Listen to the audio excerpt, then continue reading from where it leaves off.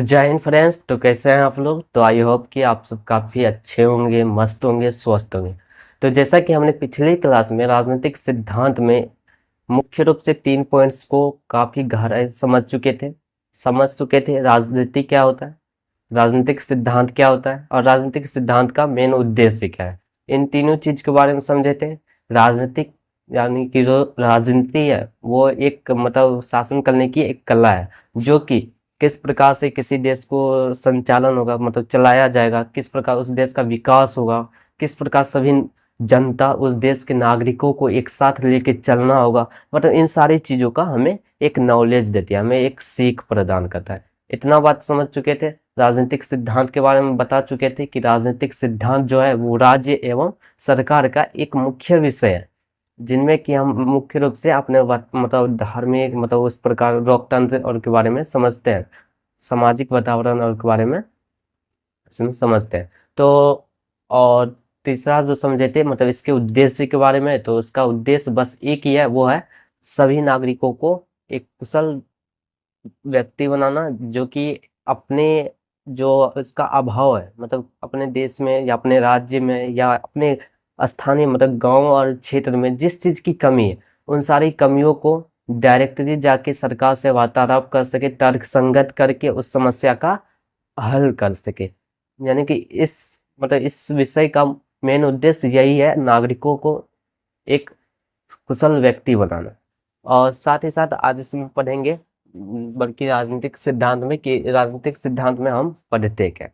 तो देखिए, राजनीतिक सिद्धांत में हम पढ़ते क्या है, तो राजनीतिक सिद्धांत में जीवन के विभिन्न पहलुओं का अध्ययन किया जाता है। यानी कि जीवन का विभिन्न पहलुओं, यानी जैसे समझ लीजिए सामाजिक जीवन, किसी व्यक्ति का सामाजिक जीवन कैसा है, या किसी जनता जो नागरिक है, सरकार, मतलब ये सब का अपना सामाजिक जीवन किस प्रकार से व्यतीत होता है। साथ ही साथ सरकार और संविधान के बारे में जाना जाता है कि ये जो हमारा देश का सरकार है वो किस प्रकार का है, संविधान किस प्रकार का है, मतलब सभी को एक समान अधिकार प्राप्त है कि नहीं प्राप्त है। हमारा सरकार मतलब इस यानी कि हमारे देश स्तर पे ही रहता है कि और अन्य क्षेत्र में ये सरकार मौजूद रहती है। मतलब इन सारी चीजों के बारे में काफी इसमें डिटेल से पढ़ते हैं।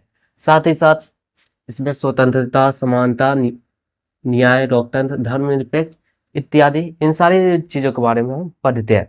तो इसमें क्या था, यानी कि स्वतंत्रता देखते हैं क्या उस देश में सभी व्यक्ति स्वतंत्र है, सभी को अपना एक धर्मनिरपेक्ष राज्य है या देश है, मतलब सभी को अपने धर्म को मानने का अधिकार है, अपना धर्म का प्रचार प्रसार करने का अधिकार है कि नहीं है। इन सारी चीजों के बारे में इसमें पढ़ते हैं।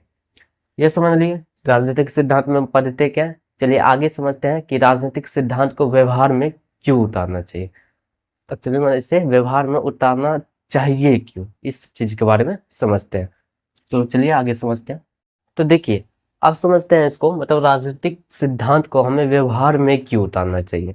आपको ये बात पता होगा, यानी कि जो राजनीतिक मतलब व्यवस्था है, यानी कि राजनीतिक समय के साथ साथ उसका मतलब सब कुछ चेंज होते रहता है, बदलता रहता है समय के साथ साथ। जैसा कि आजकल के समय में है क्या कि ये जो दो नाम है स्वतंत्रता, मतलब दो शब्द जो है स्वतंत्रता एवं समानता, ये बस शब्द ही है, लेकिन सभी व्यक्ति इसे अपने अंदर मतलब उत्पन्न नहीं करना चाहता है, अपने अंदर वसाना नहीं चाहता है। स्वतंत्रता का मतलब होता है सभी को एक आज़ादी देना चाहिए, लेकिन ये नहीं होता है। बहुत देखते होंगे मतलब अमीर गरीब के बीच, मतलब ये दोनों आपको ये चीज नजर आएगा, कॉमन नजर आएगा यदि आप ध्यान से देखें। तो यानी कि जो गरीब व्यक्ति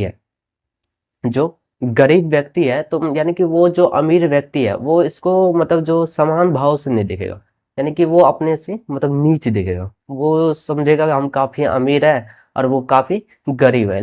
यानी कि वहां पे क्या होता है कि समानता नहीं रहता है, समानता नहीं रहता, और साथ ही साथ उसको काफी काम से मतलब दबोचा जाता है। यानी कि वहां पे इसको अपने मर्जी से स्वतंत्र नहीं देना चाहता, वहां पे स्वतंत्र नहीं रह सकता है। साथ ही साथ यहाँ पे क्या है कि राजनीतिक व्यवस्थाओं के बारे में अपने विचारों तथा भावनाओं का परीक्षण कर सकते हैं।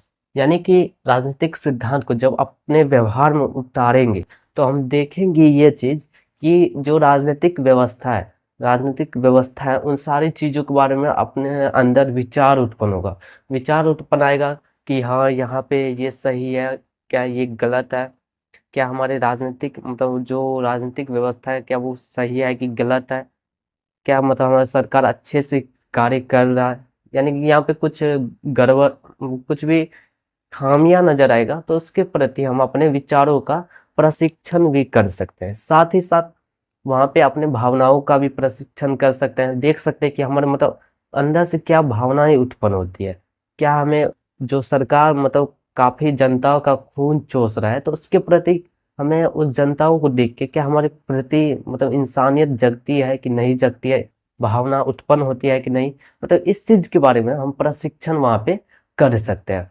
और जिस मनुष्य के अंदर मतलब भावना नाम का चीज नहीं है तो वो इंसान नहीं बल्कि पत्थर है, इतना बात ध्यान रखिएगा। आगे आगे है कि सचेत नागरिक ही देश का विकास कर सकते हैं। सचेत सचेत यानी होता है जागरूक, यानी कि जो जागरूक नागरिक है वही देश का विकास कर सकता है, अन्यथा दूसरा कोई नहीं। अब कोई देख रहा है कि यहाँ पे हाँ महंगाई काफी बढ़ रहा है, अब महंगाई काफी बढ़ रहा है तो कोई मतलब काफी जागरूक व्यक्ति होगा, वही न जाके मतलब क्वेश्चन करेगा सरकार से आप इतना महंगाई क्यों बढ़ाए, इन सारी चीज के बारे में समझाया जाएगा। साथ ही देखेगा कि कहीं पे मतलब समान अधिकार किसी को नहीं है, ऊंच और नीच की भावनाएं जहाँ पे पनपी है वहां पे मतलब वो जागरूक व्यक्ति ही जाके वहां पे सारी स्थानीय व्यक्ति को समझाएगा, देखो भाई हम दोनों का मतलब एक ही रिलेशन है, हम दोनों मानव अस्तित्व में ही है। मतलब जो जागरूक होगा वही न जाके मतलब दूसरे व्यक्ति को भी समझाएगा और उसी के द्वारा ही देश का विकास होगा। यानी कि अर्थात सचेत नागरिक के द्वारा ही देश का विकास संभव है, अन्यथा नहीं। बहुत पढ़े लिखे को देखिएगा भी तो मतलब वो अपना पढ़ लिख लेता है लेकिन यह इसको था नहीं रहता है कि हम ज्ञान का प्रयोग करें कैसे। यानी कि बोल सकते हैं यदि ज्ञान का सही अर्थ में उसका प्रयोग ना किया जाए तो वो एक काफी भारी सा फील होगा आपको। इसीलिए जो ज्ञान है आप उसका सही इस्तेमाल कीजिए और अपने देश के प्रति अपने चाहे जहाँ पे भी हो वहां से आप जागरूक होइए, देखिए वहां का वातावरण कैसा है, उसकी स्थिति कैसा है, उसमें आप सुधार लाने का काफी संभवतः प्रयास कीजिए। भले आप उसमें सफल हो या ना हो लेकिन एक प्रयास करने में कुछ नहीं जाता है, इसलिए प्रयास हमेशा कीजिएगा और साथ ही साथ जागरूक होइए। साथ ही साथ सभी को समान अधिकार प्राप्त नहीं है, यानी कि समानता समानता का अर्थ जो है सभी को समान अवसर देना, वो चीज का मतलब हमारे भारत में बहुत जगह नहीं दिखाई पड़ता है। जैसे आपको हम बताएं बहुत जगह देखिएगा महिलाओं का, यानी कि महिलाओं को लेके काफी कहीं पे भेदभाव किया जाता है कि महिला मतलब बाहर नहीं जा सकती है, मतलब कुछ कर नहीं सकती है, पढ़ नहीं सकती है, खेल नहीं सकती है, अपने मर्जी से वो जी नहीं सकती है। मतलब इन सारी महिलाओं के साथ मतलब भेदभाव किया जाता है, भेदभाव किया जाता है। साथ ही साथ जो बुजुर्ग व्यक्ति है इन सारे व्यक्तियों के साथ भी भेदभाव किया जाता है। साथ ही साथ जो विकलांग है विकलांगों के साथ भी भेदभाव किया जाता है कि मतलब ये विकलांग है इसको ये कार्य करने नहीं दिया जाएगा, मतलब इसे किसी प्रकार का जॉब नहीं करने दिया जाएगा, कोई इसे अधिकार प्राप्त नहीं होगा। मतलब इस प्रकार का जो भी भेदभाव किया जाता है उसमें उससे हमें स्पष्ट पता चलता है कि जो हमारा समानता है वो सही मतलब में सभी जगह फैलाव नहीं है, यानी कि वहाँ पे कुछ ना कुछ वहाँ पे कमी है जिस कारण वहाँ पे असमानता का भावना पनप रही है। तो इस सब चीज़ों के बारे में क्वेश्चन डिस्कस करने के लिए मतलब हमें इसे व्यवहार में उतारना चाहिए राजनीतिक सिद्धांत को, जिससे हम अपने नज़रिए को बदल सके, किस प्रकार हम मतलब इस सामाजिक वातावरण को देख सकते हैं, महसूस कर सकते हैं वहाँ की वातावरण को। इस कारण आप इन सारी चीज़ों को तो राजनीतिक सिद्धांत को अपने व्यवहार में उतारिए। चलिए आगे समझते हैं राजनीतिक सिद्धांत को हमें अब पढ़ना क्यों चाहिए। मतलब इतना चीज से आपको क्लियरली पता थोड़ा थोड़ा चल गया होगा कि मतलब इसे पढ़ना भी क्यों चाहिए। तो इस चीज को हम इरेज कर देते हैं, आगे चलिए बढ़ते हैं। तो आगे चलिए समझते हैं मतलब राजनीतिक सिद्धांत को पढ़ना क्यों चाहिए। तो देखिए राजनीतिक सिद्धांत को जो हम पढ़ते हैं वो हम निम्न कारणों के कारण हम इस चीज को पढ़ते हैं समझते हैं। तो चलिए ये कारण क्या है इस सब चीज को समझ लेते हैं। तो मतलब जो हम पढ़ते हैं ये भविष्य में आने वाली समस्याओं के समय एक दृढ़ निर्णय लेने वाले नागरिक बनने के लिए, यानी कि भविष्य में यदि किसी भी प्रकार का समस्या आ रहा है तो उस समय हमें एक सकुशल नागरिक बनने के लिए, अपने देश के प्रति सोचने विचारने के लिए, इस प्रकार का एक कुशल नागरिक बनने के लिए हमें इसे पढ़ना चाहिए, राजनीतिक सिद्धांत को। सेकेंड है कि एक अधिकार संपन्न एवं जागरूक नागरिक बनने के लिए, यानी कि अधिकार से संपन्न एवं एक बोले सचेत यानी जागरूक नागरिक बनने के लिए, जिससे आप अपने देश के प्रति मतलब आप देश का समस्या का निवारण के लिए आप सरकार से तर्क वितर्क कर सकते हैं, वाद विवाद कर सकते हैं। साथ ही साथ राजनीतिक चेतना जागृत करने के लिए सभी व्यक्ति के अंदर राजनीति के प्रति भावनाओं को जगाने के लिए इन सब चीज के लिए राजनीतिक सिद्धांत को पढ़ना चाहिए। साथ ही साथ एकता कायम करने के लिए, एकता ये जो कि काफी इम्पोर्टेंट है। एकता बस यही नहीं, हर जगह मतलब सभी जगह मतलब आप यदि अपने देश का विकास चाहते हैं तो उसमें सबसे बहुमूल्य मतलब जो सबसे जरूरतमंदी चीज है तो वो है एकता।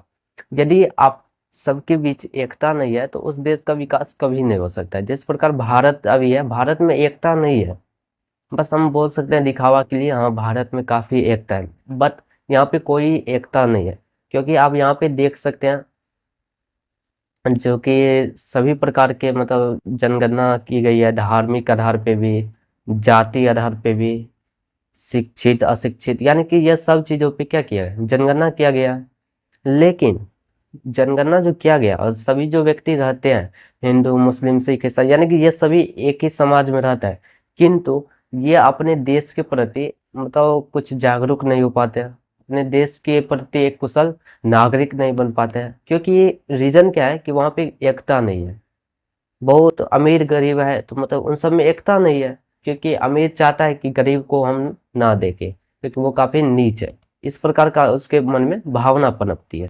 साथ ही साथ इसीलिए एकता, जिस देश में एकता नहीं रहेगा उस देश का विकास भी नहीं होगा, चाहे देश हो, राज्य हो, चाहे परिवार हो।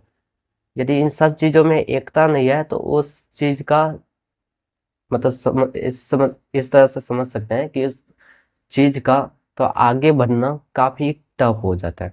इसीलिए एकता बनाए रखिए। साथ ही साथ वाद विवाद, तर्क वितर्क, लाभ हानि, इन सब का आंकलन, यानी कि इस सब चीज का मतलब जांच पड़ताल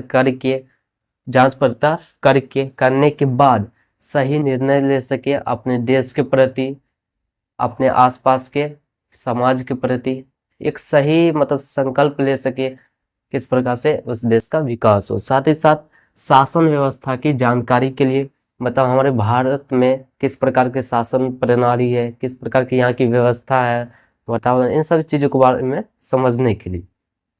साथ ही साथ अधिकार एवं कर्तव्य को समझने के लिए भी हम मतलब राजनीतिक सिद्धांत को पढ़ते हैं कि हमारा अधिकार क्या है, साथ ही साथ हमारा कर्तव्य क्या है, हमारा मतलब क्या कर्तव्य है अपने देश के प्रति, हमें अधिकार क्या प्राप्त है। इन सारी चीजों को मतलब समझने के लिए क्या चीज, राजनीतिक सिद्धांत को हम पढ़ते हैं। साथ ही साथ अंतिम है शांति व सहयोग को बढ़ावा देने के लिए, किस प्रकार यानी कि देश में किसी भी प्रकार का अशांति उत्पन्न हो गया, देखते हैं कहीं पे सामाजिक मतलब समाज में होता है धर्म के आधार पे, इन सारी काफी महामारी बढ़ती है, दंगे सब होता रहता है। तो इस समय हम किस प्रकार वहां पे शांति संतुलन स्थापित कर सके, साथ ही साथ वहां पे सहयोग दे सके, मतलब इन सारी चीजों को समझने के लिए, एग्जैक्ट समझने के लिए, साथ ही साथ अपने देश को सहयोग देने के लिए, इन सारी चीजों के कारण हम इस चीज को पढ़ते हैं। किस चीज को, तो राजनीतिक सिद्धांत। तो इतना बात करिए राजनीतिक सिद्धांत के बारे में। तो ये हमारा बेसिक जो चैप्टर था जो कि कंप्लीट हो चुका है, और इसमें से आपको यदि कहीं से भी कोई मतलब समझने में दिक्कत हो तो आप हमें कमेंट में पूछ सकते हैं। तो साथ ही साथ हम मिलते हैं नेक्स्ट अपने हिस्ट्री के क्लास में। तब तक के लिए जय हिंद,